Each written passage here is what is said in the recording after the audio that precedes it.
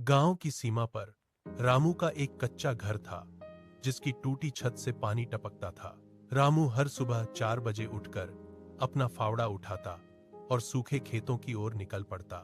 घर में सीता चूल्हे की आग सुलझाने की कोशिश करती। एक साल बारिश नहीं हुई और मिट्टी में गहरी दरारें पड़ गईं। कुआं खाली था। रात को चूल्हा नहीं जला। भूखे मोहन ने पूछा, बाबा, क्या हम कभी अमीर बन पाएंगे? रामू ने कहा, बेटा, मेहनत से रोटी कमाने वाला ही सच्चा अमीर है। सीता ने अपनी आखिरी चूड़ियां बेचकर बच्चों की फीस भरी। मोहन शहर की बस में चढ़ गया। वहां की तंग गलियों में उसने फुटपाथ पर रातें काटी। एक हाथ में चाय का गिलास और दूसरे में किताब लेकर उसने अपना भविष्य बुना। सालों बाद एक काली गाड़ी गांव की धूल उड़ाती हुई रुकी। मोहन गाड़ी से उतरा। मोहन ने गांव में स्कूल बनवाया और खेतों तक पानी पहुंचाया। रामू ने मुस्कुराते हुए कहा, मेहनत और सच्चाई कभी बेकार नहीं जाती। बाहर मूसलाधार बारिश हो रही थी। रामू ने फटी बोरी बिछाई और टपकती छत के नीचे पतीला रख दिया। सीता ने चूल्हा जलाने की कोशिश की पर लकड़ियां नम थीं। उस रात घर में चूल्हा नहीं जला। अगले दिन रामू नंगे पैर खेतों में खटा। सर, मेरे पास फीस के पैसे नहीं है। दयालु शिक्षक ने उसे सहारा दिया और किताबें दिलाईं। गुड्डू ने मिट्टी के तेल की डिबिया की रोशनी में पढ़ाई की। उसकी आंखों में भविष्य के सपने थे। गुड्डू ने पिता के हाथों में अपनी सफलता का नियुक्ति पत्र थमाया। अब गांव में उनका पक्का घर था जिसकी छत कभी नहीं टपकती थी। रामू और सीता ने एक दूसरे का हाथ थामकर मुस्कुरा दिए।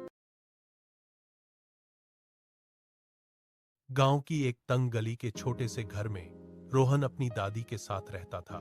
वहां एक पुरानी अलमारी के कोने में एक धूल भरा गत्ता हमेशा रखा रहता था जिसे दादी किसी कीमती तिजोरी की तरह संभालती थीं। एक दोपहर जब बाहर बारिश हो रही थी, रोहन ने दादी से पूछ ही लिया कि इस गत्ते में क्या है। दादी ने मुस्कुराते हुए कहा, बेटा, इसमें मेरा असली खजाना है। रोहन को लगा शायद अंदर सोने के सिक्के होंगे। गत्ता खुला तो वहां सिर्फ पुरानी तस्वीरें, एक घिसा हुआ खिलौना और पीले पत्र थे। दादी ने बताया कि ये रोहन के पापा के बचपन की यादें और दादाजी के लिखे पत्र हैं। रोहन को समझ आया कि यादें ही सबसे बड़ी पूंजी होती हैं। खजाना हमेशा सोना चांदी नहीं होता, यादें ही इंसान की सबसे बड़ी पूंजी होती हैं। उस दिन के बाद रोहन ने भी अपनी छोटी चीजों को सहेजना शुरू कर दिया। अब वह जान चुका था कि प्यार और यादें ही दुनिया का सबसे अनमोल खजाना है।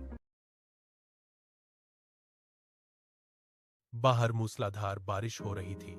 सावित्री ने फटे हुए छप्पर के नीचे प्लास्टिक की पन्नी बिछाई। उसने चूल्हे पर सूखी रोटियां गर्म कीं और अपना हिस्सा भी बच्चों को दे दिया। सुबह 4 बजे सावित्री खेतों में मिट्टी खोद रही थी।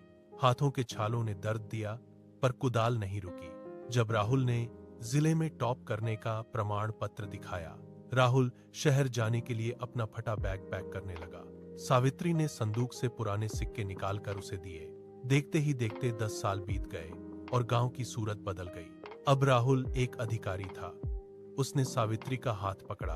उसने नए पक्के घर में प्रवेश कराया और स्कूल की चाबियां सौंपी। सावित्री ने गर्व से अपना पल्लू ठीक किया।